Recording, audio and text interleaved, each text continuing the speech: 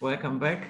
This is Night Flight, and today James Bartley is back. And yeah, we are going to talk a little bit about what is going on here. It gets more and more confusing by the day, and let's see if we can bring a little bit of light into this disaster. So, James, welcome back. Thank you, Judith. Glad to be here. So, one big subject that is all over the world are power shortages. And just recently, I watched a little bit Sky News Australia, and it's a big subject over there as well. And it was said that 5 states are at risk of having rolling blackouts or whatever. So, since you are in Australia, what is the situation? Well, I've been keeping track of that issue in America.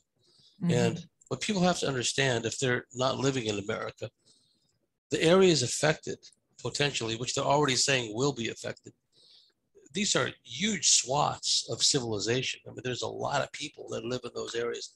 And we've seen in the past when the electrical grid would be overstressed due to so many people using air conditioners and stuff, like St. Louis, Missouri in the summer, in a hot, humid summer, right? If they don't have air conditioning in some of those places, elderly people will die. That's what we're talking about. That's the level we're talking about. Now, what's interesting, how this all ties in, is last week, Macron, Lizard Boy, whatever he is, in France last week, he says, "Oh, we love you, our French countrymen and women and non-binaries, so much. We love you so much that because we're, going to have this heat wave pretty soon, yeah, we're banning all outdoor activity. And if you don't have air conditioners indoors, we're banning that too, because we love you so much." So now we're seeing the climate change agenda come down, which we talked about. We knew this was coming, but now it's here, where in their zeal to protect us from overheating, and all my friends in Arizona, Nevada, Texas, and hot, humid summers, all those friends, they're rolling their eyes, right? Because that's what they put up with all the time. But because the French government loves its people so much, it banned all that activity. So that's where we're at now, where you have a combination of the grid being deliberately targeted, and they can blame Russian hackers, whatever, okay? And also because they're shutting down all the clean coal firing electrical stations, which is ironic because they're saying, oh, if you got $90,000, buy an electrical car, right? Yeah, but then they're going to plug into the grid that's using these, clean coal-fired stations, right? The whole thing is a big joke.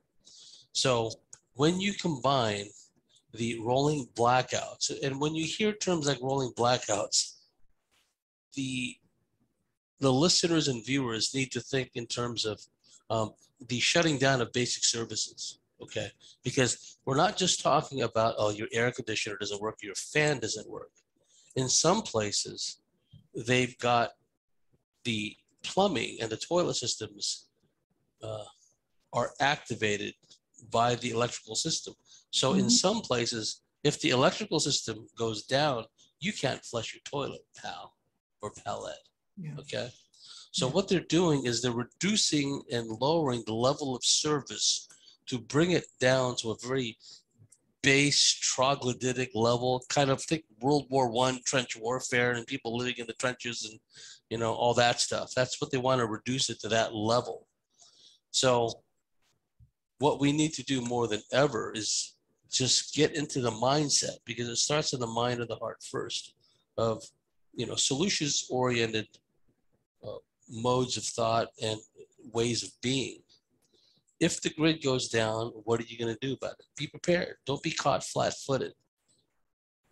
They want a siege situation, okay? When you're besieging a city, Stalingrad, Leningrad, Berlin, whatever, right? You don't want any food there. You're going to shoot down any planes that try to drop air supplies. completely, multiple rings around the city and choke it off like an anaconda. Just gradually choke it off till everyone starves to death and gives up, right?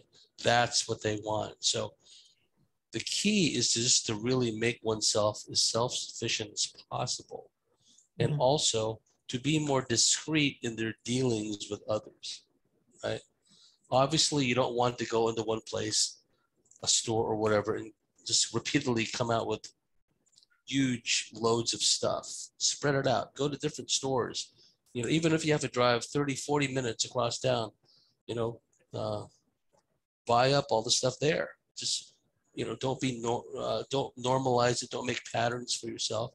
Just put yourself in a mode where when this goes down, when the grid goes down and the people are without basic services, flushing, water, electricity, etc., 3 days in combo with the shelves in the stores already being looted, okay? That's what we're talking about. And so more than ever, need to know, security.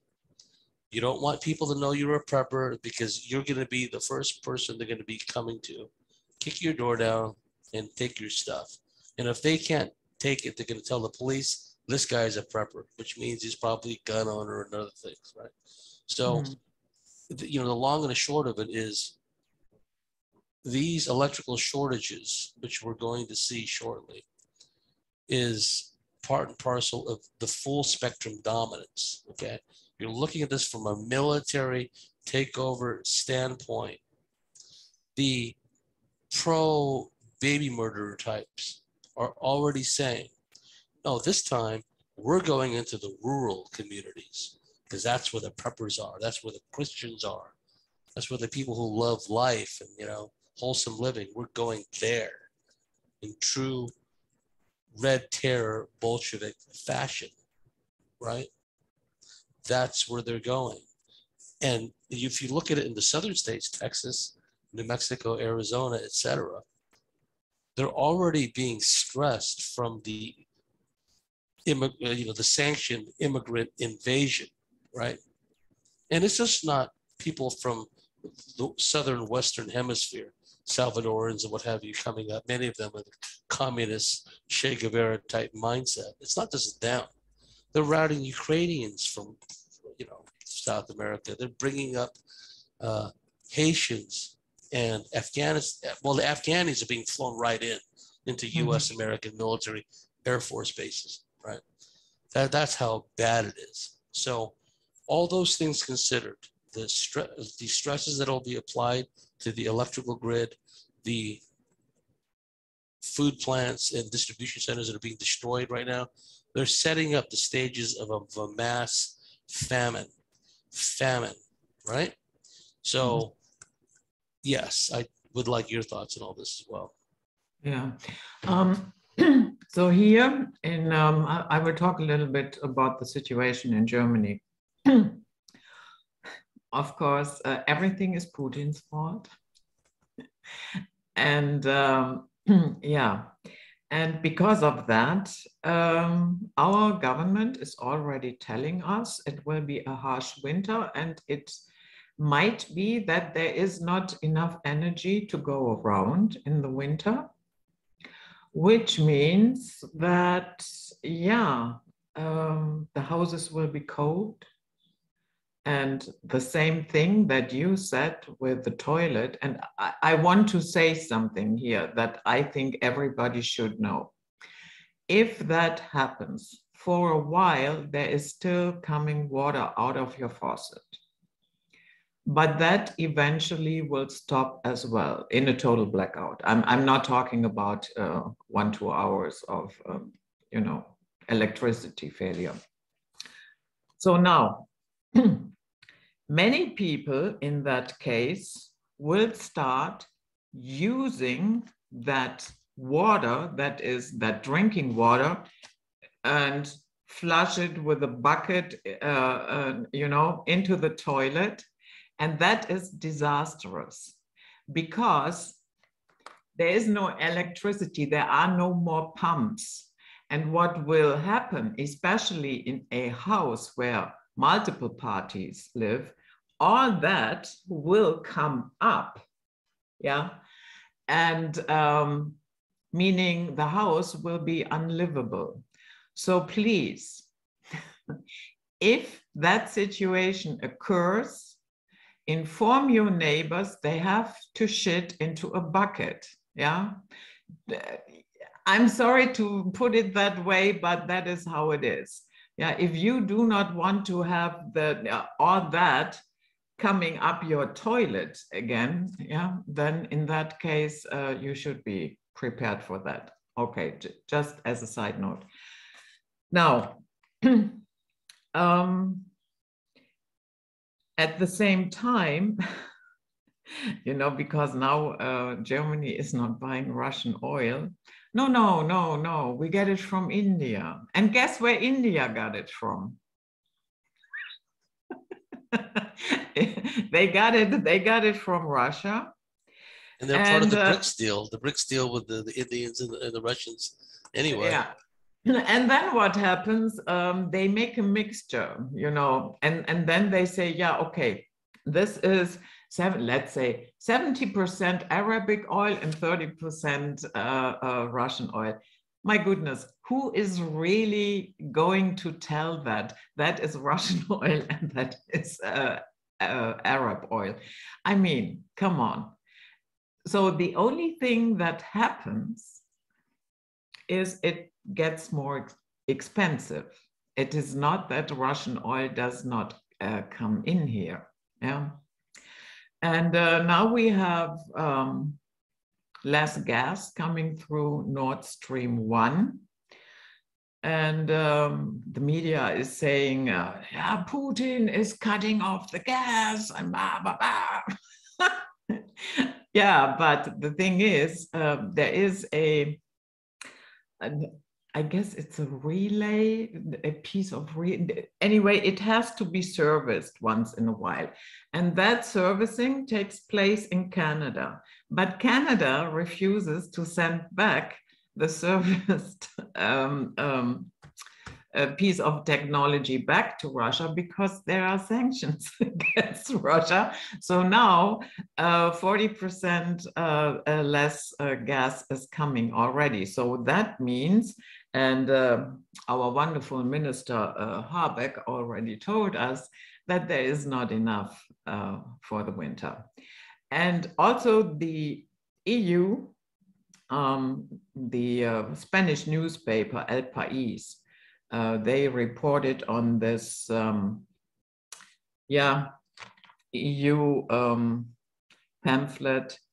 And because they are fearing riots, so they decided that they will shut down the industry first.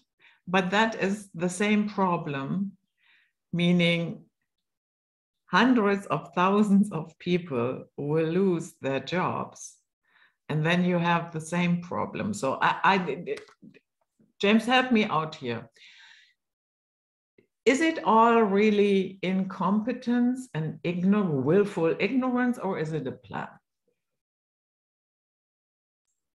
Oh, it's definitely planned. And I'll address more of that in a moment. But I like to look at things in a glass half full manner, right? Take the good with the bad. In America, especially hearing, oh, they overturned Roe v. Wade because they want a civil war. You know what? That's a glass half full defeatist perspective. And there's a lot of these loser types out there in the so-called truth community. I look at it as, okay, they're going to stop killing babies in a lot of different states in America. To me, that's a good thing because it's still a war well. and all that's going to happen anyway. So stop bitching already, okay?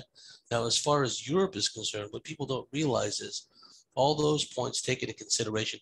It's like when people say, and I'm not being critical of anyone who has this mindset, I've had a lot of time to think about this. It could be a good thing or it could be a bad thing, right? If you present Putin with all these fait accomplis, you know, sanctions, this, that, and the other, well, how can he respond? What else can he do? He cuts off the oil supply through Nord Stream, right? So that's going to make the Europeans, Yes, yeah, the natural gas in particular is going to make the Germans suffer. So that was a predictable outcome.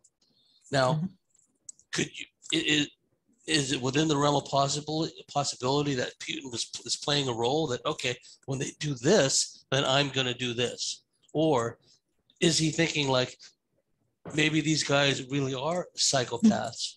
They really do want to wipe us out, kill me, right?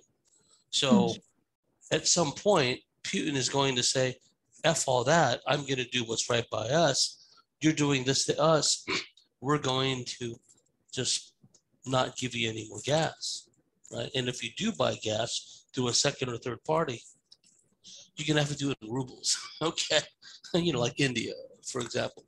And what people don't understand is the Ukraine thing is starting to peter out because the Russians, it's been a measured response. I understand why Putin has and his defense ministers have worked this way. I really do. They could have done the shock and awe, like the Americans, just wipe out everything. They target sewage, water treatment plants, hospitals, whatever. They don't care. They just wipe everything out.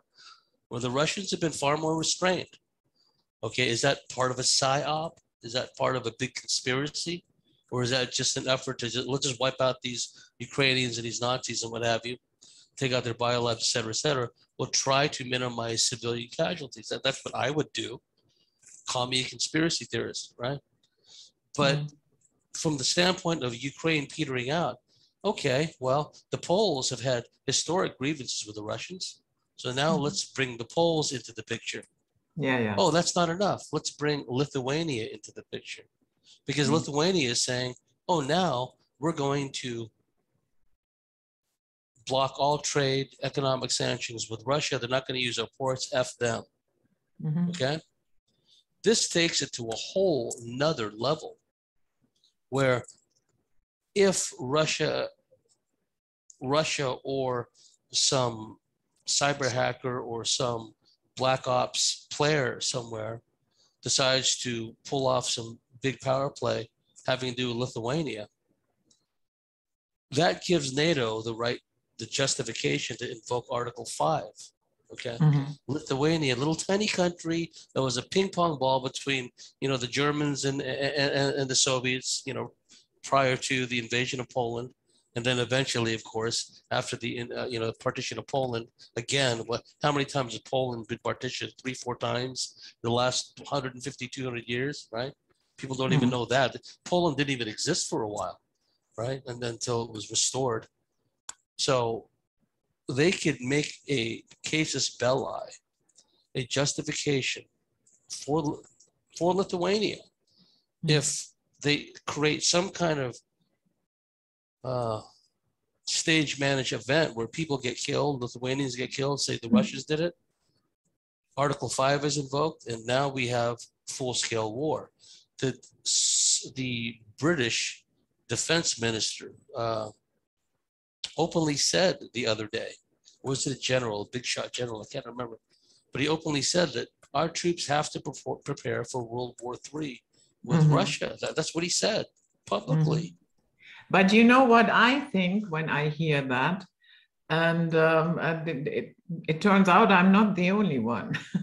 I just recently heard a short interview with General McGregor, and he very blatantly said, it's over, Ukraine lost.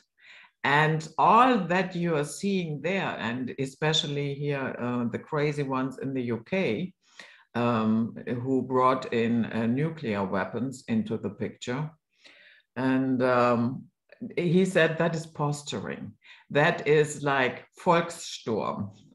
Yeah. The moment you realize you've lost, your posturing is like, oh, you are the big honcho and everything is going fine.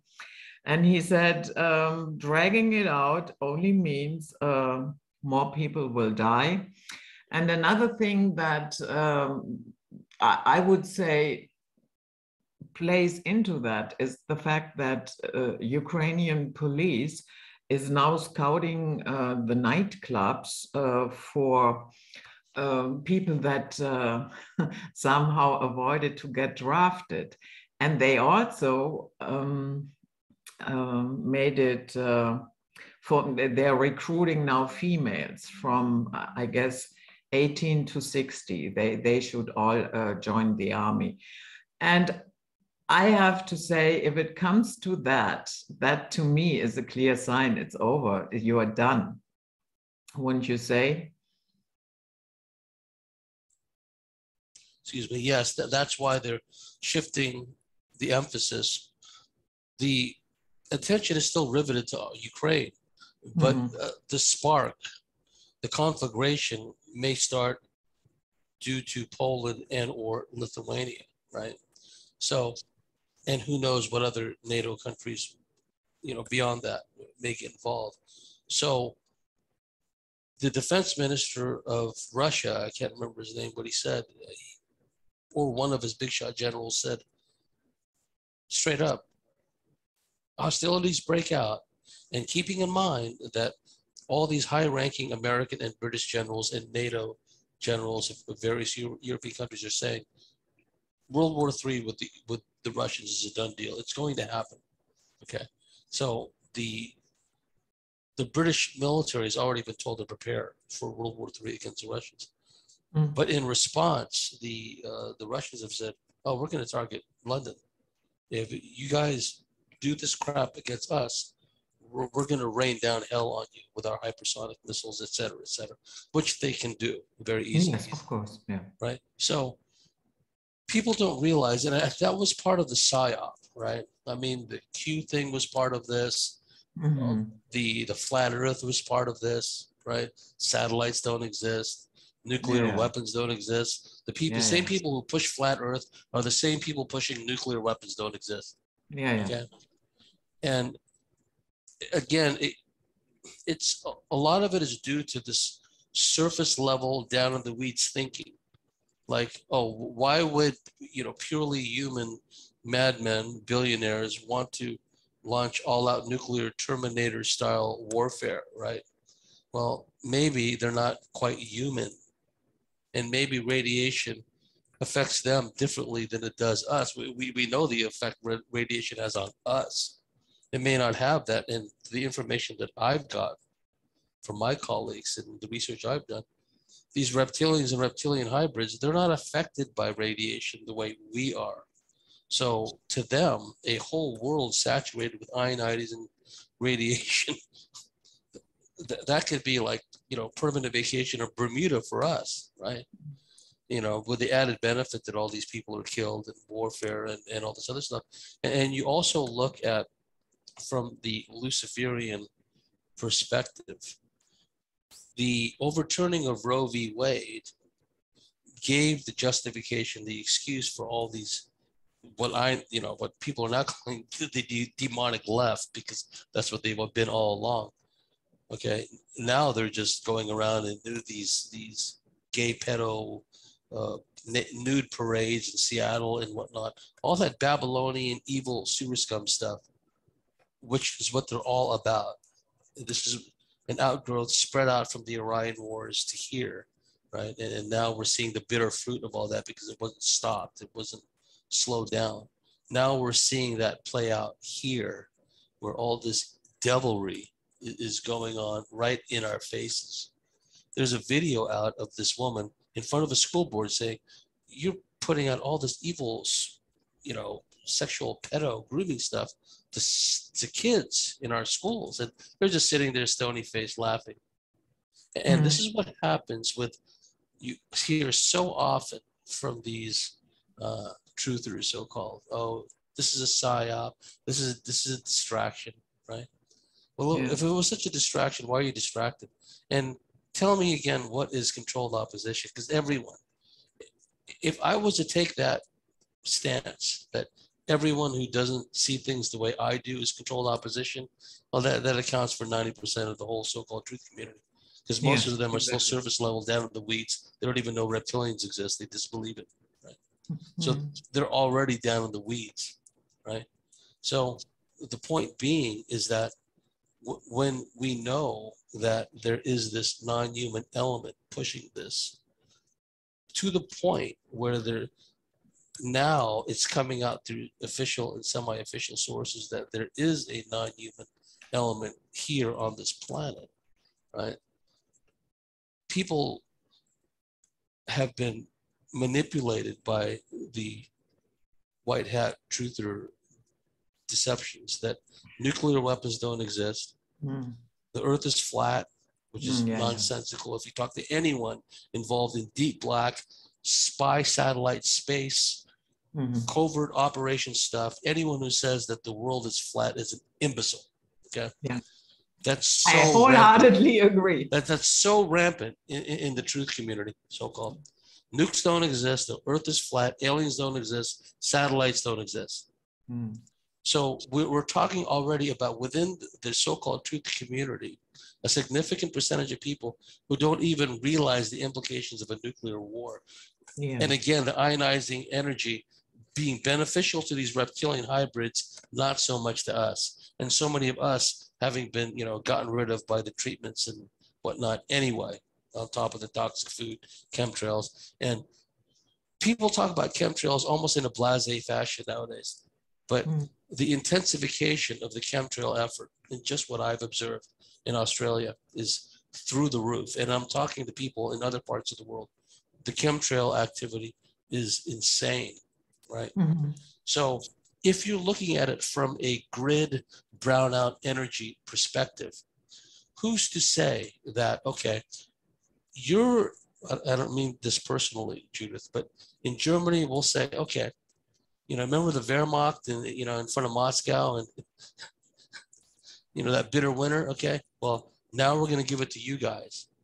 We're going to manipulate the weather systems like they did in Texas not too long ago and other places. They call them polar vortexes, all this other nonsense.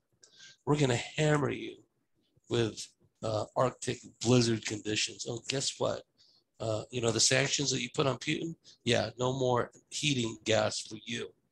And we've seen this before, post immediate aftermath of World War II, where they tried to push the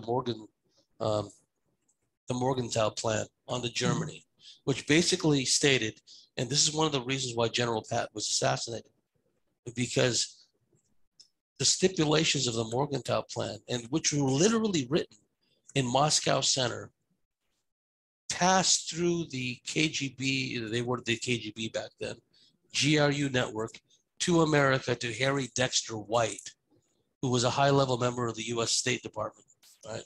And the right-hand man of Secretary Henry Morgenthau, right? The Morgenthau plan basically wanted to make Germany just destroy their industry and turn them into, at best, an agrarian civilization. And part of that process in the immediate aftermath of World War II was literally denying the German citizens from obtaining coal, okay? Coal for heating purposes. They literally put into international law the justification to prevent the German citizens, who, remember, for years had been bombed night and day by the RAF Bomber Command and by the 8th and 15th Air Forces of the US. I mean, they had no roofs. I mean, these people were like destitute, right? Now, that wasn't good enough. Now you get no coal. You can't even huddle outside and have your little campfire with coal. We're not going to even allow you to do that, right? That's what the Morgenthau plan was all about. Patton, among other things, rebelled against that. They bumped them off. That's how it works. So what they're doing today is a grander version where the whole planet, scale it up, is subjected to this Morgenthau type plan. You're not allowed to grow your own vegetables. You're not allowed to create your own means of survival. All that is being banned for your safety, of course. And what I've been saying for some time now too, now they're going after the pets, okay? Because if you watch the third original Planet of the Apes series movie, Escape from the Planet of the Apes, when the apes escaped from Earth after the second movie, Beneath the Planet of the Apes, interesting movie. And then the surviving apes land back on Earth. They go back in time, right? and then they began and have offspring and what have you. And then anyway, at one point, Ricardo Montalban was the mentor of the little chimp guy that later became Caesar, who led the rebellion. They came across statues in a plaza of a dog and a cat, big statues. And then Caesar says, "Oh, what's this all about?" And then Ricardo Montalban says, "Back in our day, we venerated these pets, dogs and cats. We loved them. They loved us. They were part of the families. But then the astronauts brought back some kind of plague from outer space, whatever, how they spin it out, and it wiped out all the dogs and cats, right? Mm-hmm. Predictive programming. Now, what are they saying? Oh, these feral cats, they're harming the ecosystem. They're killing local, native animals. They're harming the flora and fauna. And then they start going after the owners of cats, not feral cats out in the wild now or the streets, but now they're going after the legitimate cat owners. These people who let cats out at night are killing the local native animals. They're harming the ecosystem because cats are now being regarded as a biosecurity threat these days. Yeah.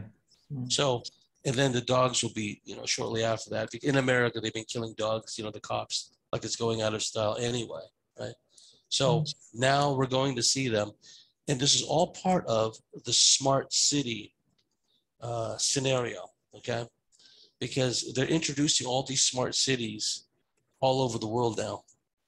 Smart parking spaces. They'll know exactly how long you've been sitting there in a parking space. They'll know exactly how much to charge you, right? The whole 9 yards. All the city councils, they're all in on it.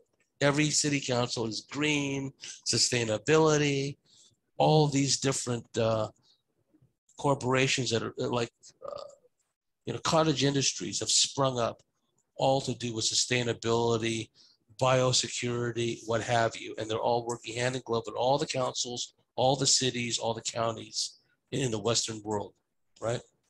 And everything is directed against life. Yes, it's all anti-life. And this is what the surface level truthers down in the weeds can't seem to grasp, okay? All this militates against human, because we think we're at the top of the food chain. Chuck will suppress a groan. No. we think we're at the top of the food chain, but all this militates against us and all the other animals who we've come to love, over time also, right? Nature, everything else, right? So, and Celeste Solum said in the interview she's done, she says straight up, what they're working on is trying to find a way to reverse the polarity of the DNA itself, not just of animals and reptiles, what have you, but of plants, right? So they're, in the grand scheme of things, they're working literally to reverse the polarity of this dimension. And with the 5G, everything else, they intend to plunge this place into a very dark realm. We're talking Lord of the Rings, Fellowship of the Ring, all that stuff, right? Integrate. Yeah. I would like to circle back to what you said earlier about the nuclear weapons, that there are people out there that say, yeah, well, no such thing exists. So we have footage from Hiroshima, Fukushima, we have photos. How do they explain it away? One thing about so many of these, click like, click share types is that they're not students of history. They're not archivists. They don't know about how James Chadwick discovered the neutron. They don't know about the role that people like from Australia, Adelaide, Australia, Dr. Marcus Oliphant, going around America demanding that people like Dr. Oppenheimer and Dr. Lawrence get into hardcore atomic weapons research, because they assumed that the Germans were way ahead, because rightly so, because it was their physicists and chemists that were coming up with all this stuff, right?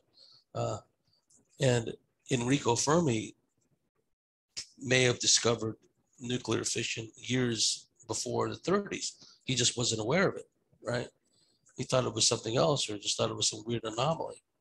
You look at the mass espionage of this, what we now know in general as the KGB, but in particular the GRU, the Soviet military intelligence apparatus, how deeply involved they were in acquiring, stealing secrets of the atomic weapons research. Their code name for atomic weapons espionage was enormous, right? And they had a far-flung network of spies in Canada and in America, Great Britain. Point being is that the Soviets are not going to go to that much trouble to get information if it's just a hoax, right? And what these truthers that believe nuclear weapons are hoax, what they don't realize is there's a historical trail of the people who actually discovered all this stuff. Right? Mm-hmm. Fritz Strassmann, Otto Hahn in Germany, where they discovered that the uranium atom could be split in bombardment, right? And then by so doing, it seemed to create this chain reaction. And then they tell Lisa Meitner, right? Mm-hmm. She happens to be in Scandinavia with her nephew, and they talk about all this. And so there's a historical trail of actual people who were involved in the discovery and understanding of nuclear fission, right? And then from there, it was a short hop from the chemist and the physicist understanding what they call atomic research back then to the military application, right? The Manhattan Engineering District, General Leslie Groves, just mass producing huge plants to develop the necessary fissile material, plutonium-239, which was created in a lab, and also uranium-235, right? It was enormous effort to create all of this. So when the deceived say, or the deliberate disinformationists say, oh, nuclear weapons don't exist, they're just ignoring all this research that had gone on before, which is very typical. We see the same thing with these people who say and these are big names, so-called, in the truther community field. They say there's absolutely no proof that UFOs, aliens exist. Complete nonsense, right? And these are big. I'm not going to dignify their names by saying who they are. I never took them seriously anyway, right? But then you look at how they created just the development of the unit that bombed Hiroshima and Nagasaki, the efforts to create the 509th Composite Bomb Group, and the support apparatus that developed underneath and around them. All that stuff had happened. And I've spoken to people, ex-Navy SEALs, UDT guys from Vietnam War era that served in Vietnam, who jumped out of airplanes strapped to atomic weapons, right? And then there was Army Special Forces guys who did the same thing. So all of that is going on. You have all these nuclear weapons plants, and you have these plants where they're developing the fissile material, plutonium and uranium, being visited by alien spacecraft, Oak Ridge, all these other places. So they say it's a hoax, but the aliens say, no, it's not a hoax. We're really interested in what these whack jobs are doing with this technology, right? So increasingly, the people down in the weeds, the surface level types, so many of them are just hindrances nowadays, right? They're not even being helpful in the overall cause because they don't see where this is going. They, at a surface level, they're seeing that, okay, it's depopulation, but it's more than that. This is affecting our very souls, the ultimate disposition of what we call the soul. That's the level that we're talking about now. And anyone who's delved deeply into alien studies knows that back in the 70s, they were working at Section D, the Dulce underground facility in New Mexico. They were working on an understanding of the bioplasma related to the human soul. The aliens referring to us as containers of the soul. All that research was being done at Dulce in the 70s and probably other places.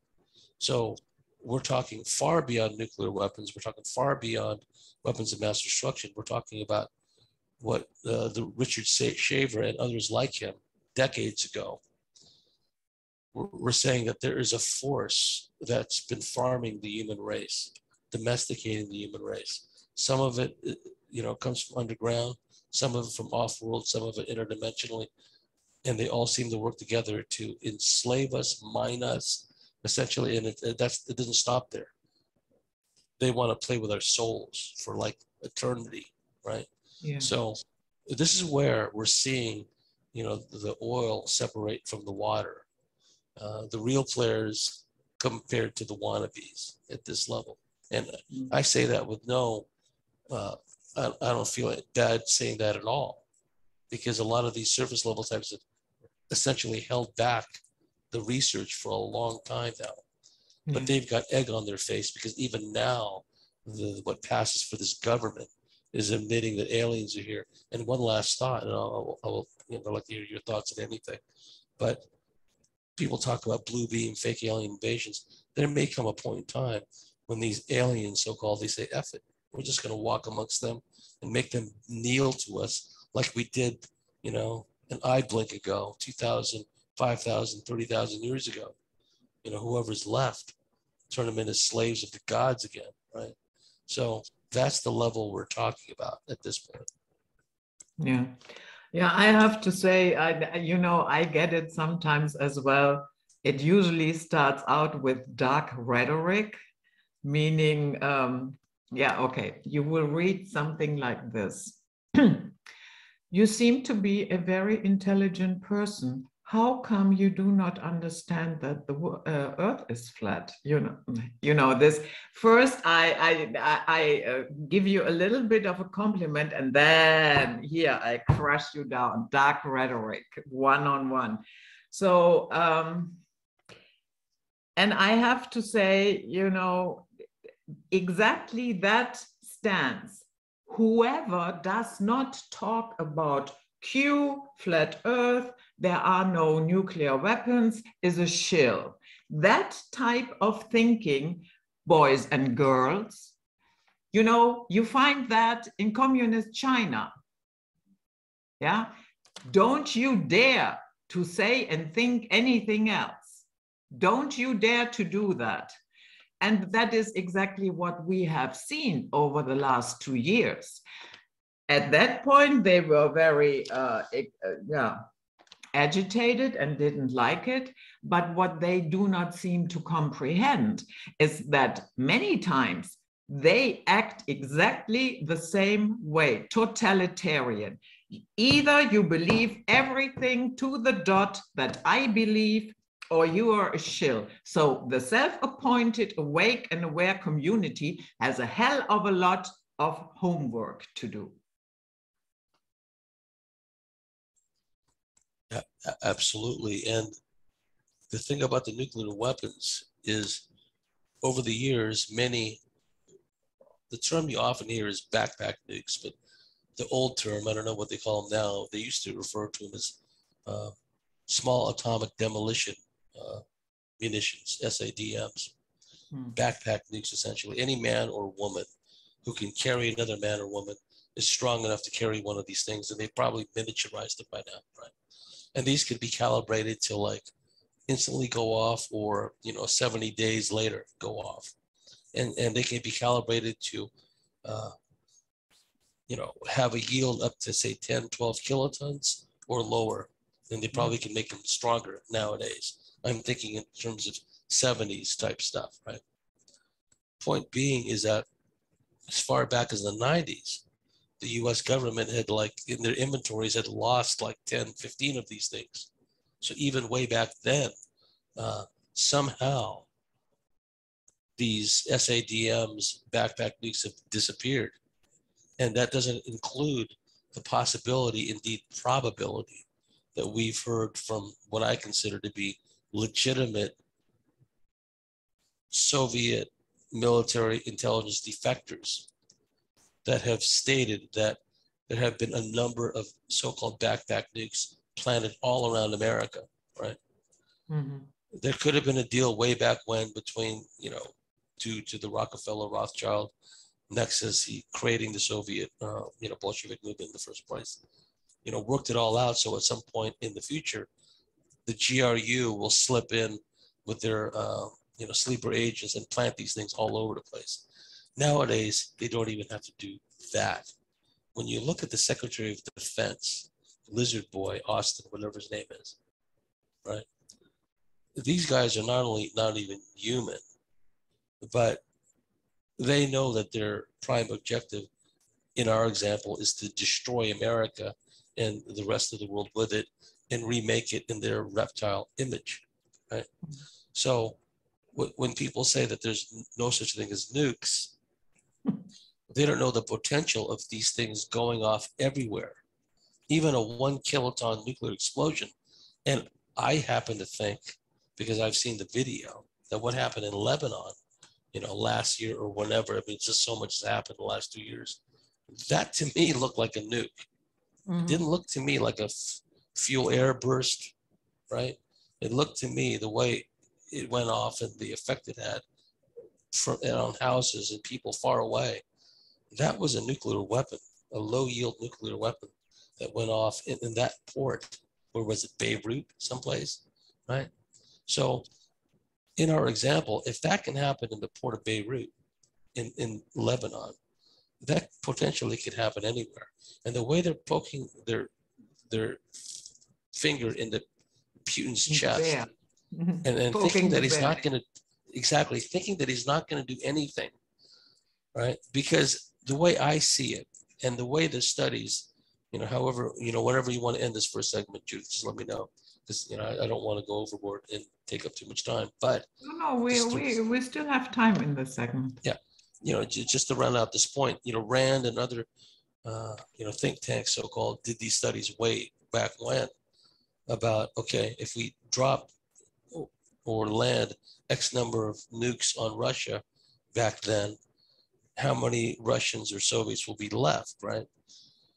And they realized that because the Soviet Union at the time was such a vast country, there's still going to be a lot of survivors left, right? And I see the same thing today, where the archaic, old, decrepit militaries of the West, they're all overly stabinated. They're just overly woke, overly controlled by the Luciferian sewer scum, like the aforementioned Austin sector of the U.S. Military, for example, would stand no chance in a shooting war, especially if you combine the forces of China and Russia.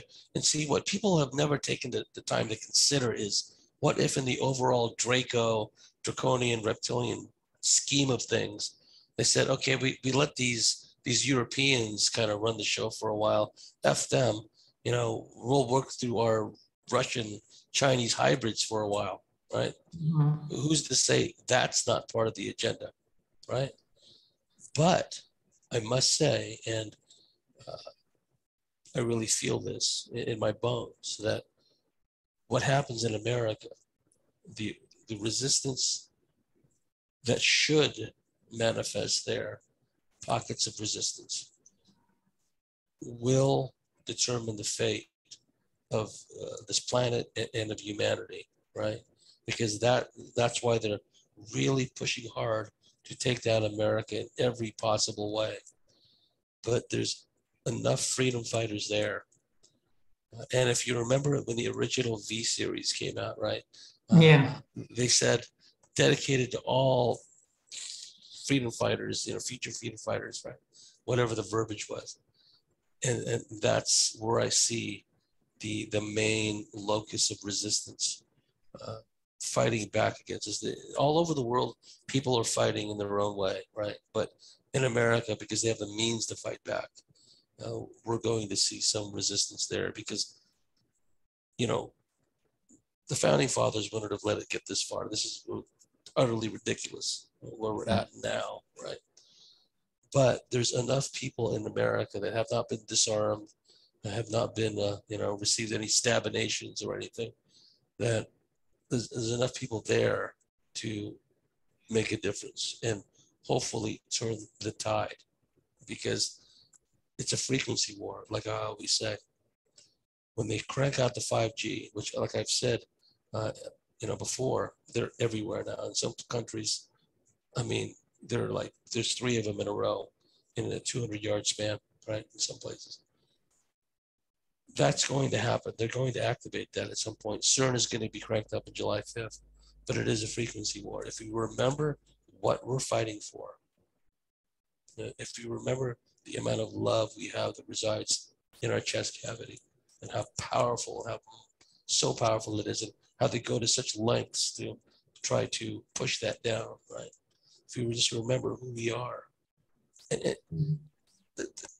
I see a lot of the complaints in the so-called truth community about, oh, this is a psyop, that's a psyop. It's like, what do you think when, British intelligence analysts looking at aerial photos? Oh, look, the Germans are setting up these fake decoys here. I hate them so much. This is a psyop, right? No, they didn't do that. They said, oh, look, we think that they're trying to mislead us here. And you turn the page and it washes over you. That's the problem with a lot of these truthers. They get so emotionally overwrought. And if they're not in control of themselves and they try to assume the mantle of leadership, okay, Judith, they don't want to admit it, but they want to be leaders, right? And they're so full of all this angst and confusion and generally ignorance, in the overall scheme of things. And when I look at people like that, I think of these World War II generals and admirals that were mediocre, stupid, arrogant morons who killed off thousands of their own troops in this mad,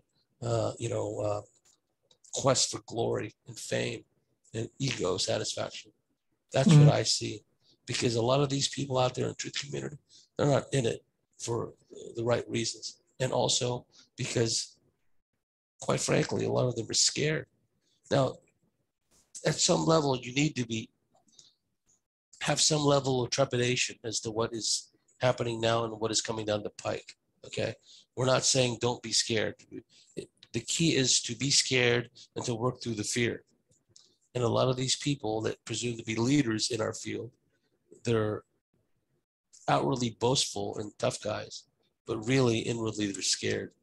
And they don't realize they're an influencer. They don't realize the malign influence they're having on others who are following them.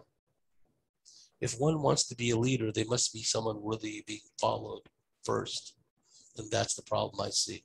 And that's why they went to so much effort to create all these distractions and psyops and, white hats and all this other stuff. These people they're just not ready for this. It scares the hell out of them, and they're just paralyzed by indecision and fear. So anyway, I just wanted to put that thought out. Yeah. Usually those ones who do not want to be a leader are usually the better ones than the ones that are eagerly struggling for it. So yeah. Here in Germany, I see a lot of train of thoughts that say, okay, the new world order will be erected on the ruins of Europe. And that if Europe falls away, then that is for economically, it's quite okay for, let's say, the United States and other countries. If that powerhouse is gone, there is less competition. And that reminded me a little bit what Mr. Brzezinski said. And he was one of those who always promoted, we have to put some adversary, do not allow Germany and Russia to unite. Because one thing that the United States fears is Russian resources combined with German technology. So, and so far that plan has worked, that Germany and Russia, they are not, now everything is quite in shambles, I would say. If that is repairable, yeah, wow, it will take a whole different type of leadership. So would you say there's something to it, that there is more or less, yeah, a plan to sacrifice Europe and then, redesign everything? If you look at the Coutinho-Kalergi agenda, which is in full swing, has been for some time. I mean, there was an article recently I read, these 6 Italian teenage girls, they were sexually molested by all these North Africans, right? Mm-hmm. On a train. And there's a term that they use, I forget how to pronounce it, but generally it's something the Muslims, North Africans refer to when they want to go out on a big molestation, sexual assault, fondling kind of spree, right? Where they just go out in roving packs and just sexually assault and molest every usually Caucasian female they come across. It doesn't matter what age. Okay, so that process has been underway for some time. Nowadays, they're calling it the replacement theory, yada, yada, yada. It's been in the works long before Coutinho-Kalergi term became popularized. Because if you look at some of the statements, say, of Albert Pike, talking about, what they later referred to as the clash of civilizations between Islam on the one hand and Christianity on the other, well, that's it. Because the powers that be, the main element through which the reptilian Draco Mantis consciousness is working through here on this planet, they saw their main adversary, quite frankly, is white Christianity. Mm-hmm. They're the ones that had to go. Right? So what better way to do that than to radically undo the European heritage, which was the norm in the European continent for probably millions of years, right? Mm-hmm. Supplant them with this invading African/North African Muslim. And we've seen, I don't really know if it was a natural example of this back in the day, the Ottoman Empire, the Caliphate, what have you, and they made inroads as far as Spain, other places. And, we've seen how, the Moors, the Muslims were turned back, by the Franks, the French way back when. Who knows how history would have turned out if, the Muslims had taken over Europe hundreds of years ago. But that was more a natural outgrowth. And there was definitely archontic influence driving all that. That's a given, okay? But the way history played out was it didn't happen back then, right? What's happening now is because these, hereditary bloodline families that control high finance and everything else, they've decreed that, okay, now is our chance because we control all the borders, we control all the governments, et cetera, let's radically change the demographics of Europe to the point where teenage girls are being attacked on trains in Italy, and they're having these huge, flash mob attacks in France. And it's been going on in Germany. Large parts of Germany are no-go zones, and gang rapes are so common in Germany, of course, because of the leftist Luciferian control system that I just referred to, controls the courts, controls the law enforcement, et cetera, in places like Germany and Scandinavia, et cetera. They just shrug. Oh, you're being racist for reporting being gang raped. We're going to arrest you, Missy. Okay. Yeah. That's how that system works. So to me, the Europe that I grew up reading about when I was a boy, that no longer exists. You have these administrative units that are part of this larger, structure, NATO, the world government, et cetera. So the existing, longstanding white population, which used to in the old days have a determining factor in, decision making, what have you, that doesn't apply anymore. They're all history. What white people you do see in apparent positions of authority, spokesmen, spokeswomen, etc. They're just tools, right? They're just idiots, useful idiots. But we're seeing the annihilation of the white race in Europe is what we're seeing, quite frankly. And they made inroads in that in America too, quite frankly, because the weaponization of so many malcontent. I don't even call them African Americans because it would be to dignify them to say that they're African Americans. Putting the hyphen in between and saying they're still Americans. No, they're not Americans. And what do you make of this? That Russia and Germany should not join together. Do you think that is something that they really would like to prevent? Well, thank you for reeling me back to that point, because it's a key point. In World War II, when German soldiers of Waffen SS would meet their counterparts in the the British Army or the American Army, they say, it's a pity because you guys should be helping us fight against the Bolsheviks. What they used to tell them, right? Now you have, because of the miracle of Germany's economic growth post World War II. People say, oh, it's the Marshall Plan. It was more than that. It was just the Marshall Plan. There was a lot going on, right? But the Germans, their industriousness, their creativity, their engineering capability, in the ruins of a country that was bombed day and night for like 5 years. This is nothing short of remarkable. But the economic recovery they made, Germany, just to go backtrack a little bit, was the bulwark of the so-called apparent defense of NATO vis-a-vis the Warsaw Pact and the Soviet Union. Germany was the front line, as you know. So when you combine German industry, creativity, etc., with the Russians, yes, I could see how there could be powers that be that wouldn't want that.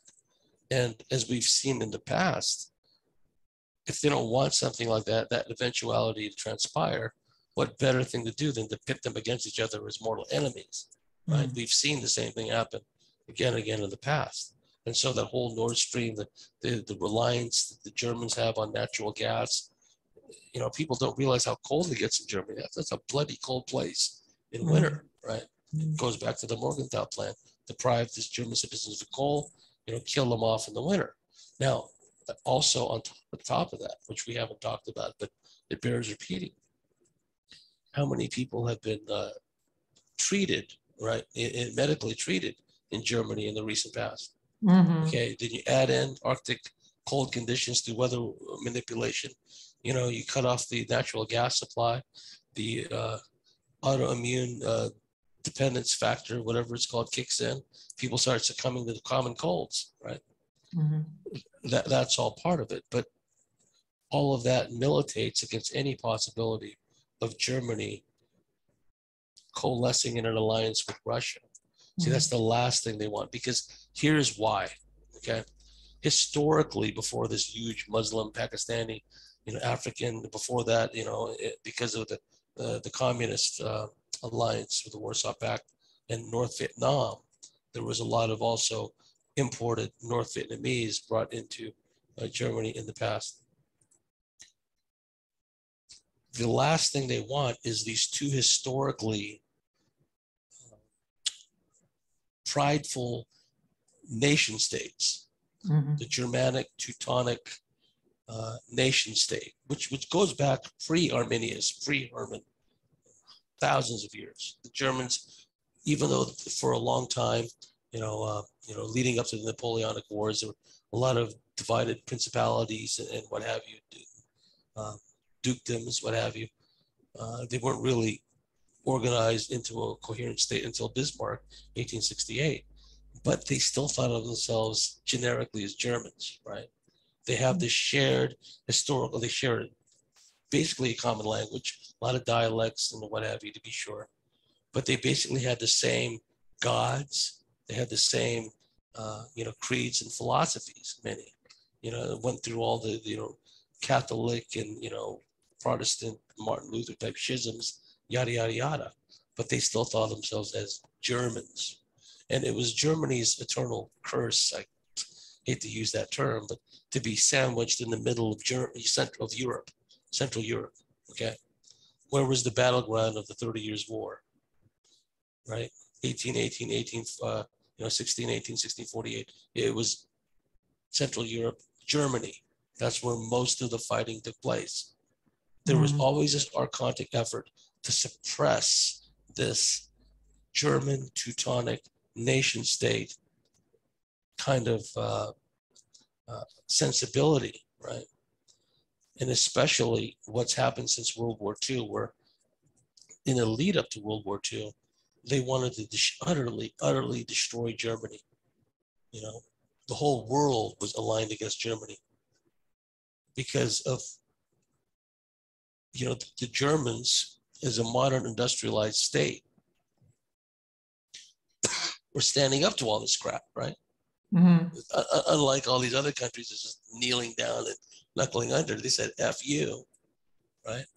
We're going to reject all of these impositions forced upon us, Paris Peace Conference, et cetera, all these onerous reparations, permanently indebting our country. And this whole concept of immigrant rape invasions, the Germans were suffering that post-World War I because the French, as part of their takeover Alsace-Lorraine, places like that.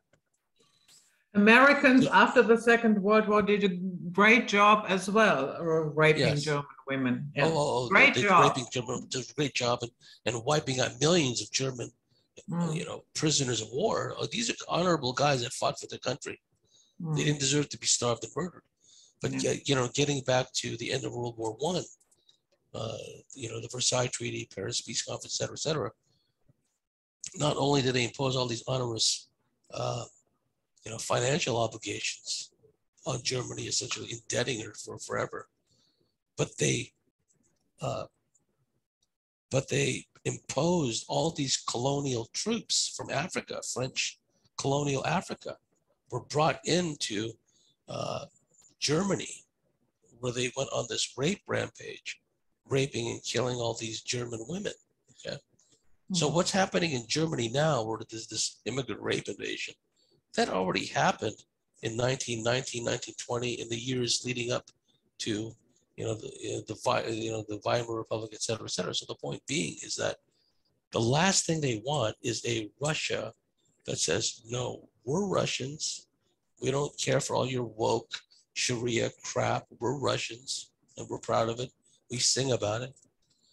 And combining with these Germans that, we're Teutonics. We're proud of being German. We're proud of being white. We're proud of being European. And then combining with Russia, because that would be a big problem for the New World Order. Okay. Yeah. Having America there is bad enough. But now that they have Germany and Russia on the same page, no, they were not going to allow that. So what they've done is they've created the circumstances to make them mortal enemies, is what they've done. But the thing about it is Germany is a reluctant partner, the way I perceive it. Germany is a reluctant partner of this whole NATO scam, because they need the gas. They need to keep their citizens alive, that they know what's going on. A lot of the Germans that are against the mass immigration rape invasion, right? There's still a lot of Germans that is not what I perceive. Sorry, that is totally not what I perceive. But let's keep that for the second hour. I'm closing down the public hour now. I'm sorry, I want to hear that too. Yeah, I will. And that is the end of the public hour, and we see the patrons on the other side. So the reason why I perceive this differently, and I have to say there's a difference between the population. and the government. And anybody